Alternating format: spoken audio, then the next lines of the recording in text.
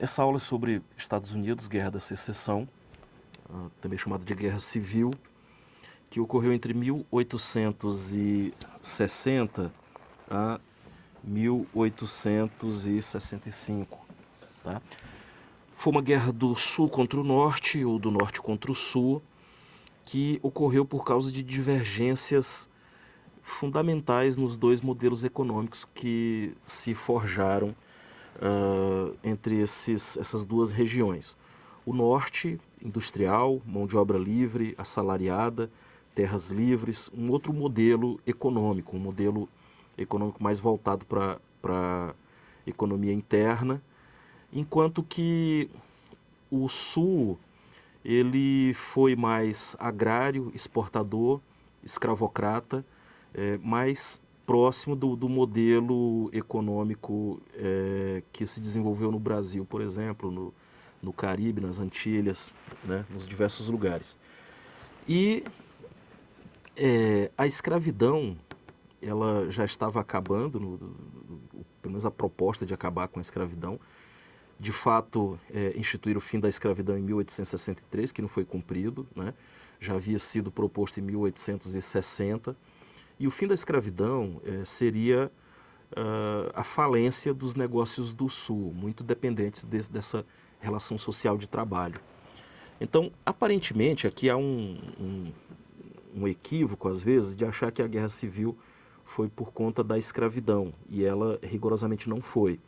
Foi por causa da falta de capacidade de convergir esses dois modelos econômicos. Aqui temos nesse mapa aqui os principais focos das batalhas, os principais pontos das batalhas, né? Um pouco mais ao norte, na região de Washington, e um pouco mais ao sul aqui, com uma certa concentração no Vale do Rio Mississippi, né? Aqui são dados que a gente propõe para poder fazer uma comparação dessa disparidade que existia entre norte e sul.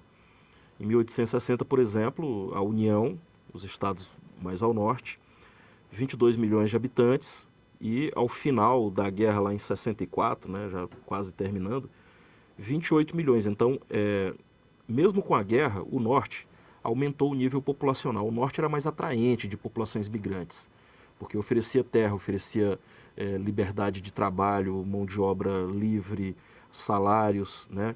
Toda uma perspectiva daquilo que seria o protótipo do mito de fazer a América.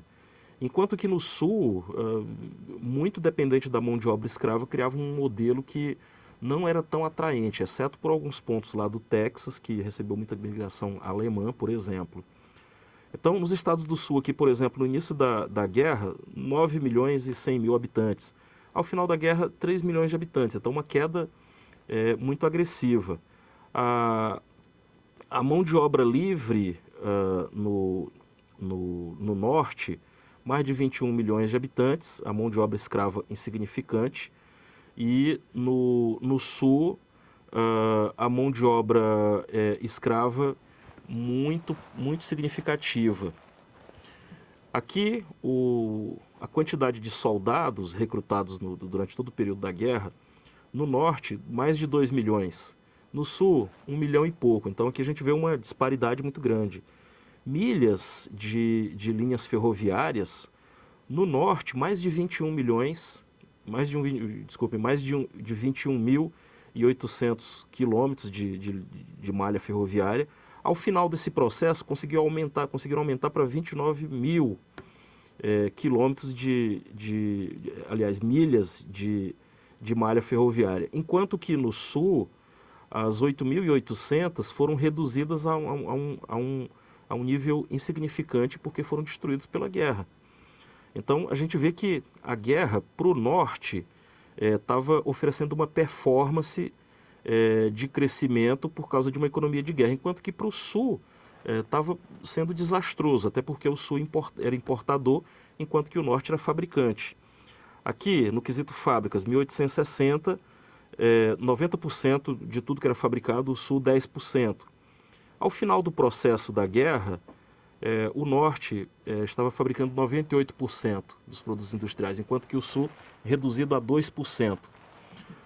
Aqui uma outra comparação, que seria a produção de armas, né, um fator crucial, definidor da guerra. No início da guerra, 97% da produção de armas era feita pelo norte. O sul produzia apenas 3% e ao final do processo conseguiu reduzir, ainda segurando para 2% da produção de armas. Produção de algodão em fardos. Norte, no início da guerra, insignificante. O sul, mais de 4 milhões e 500 mil fardos de algodão.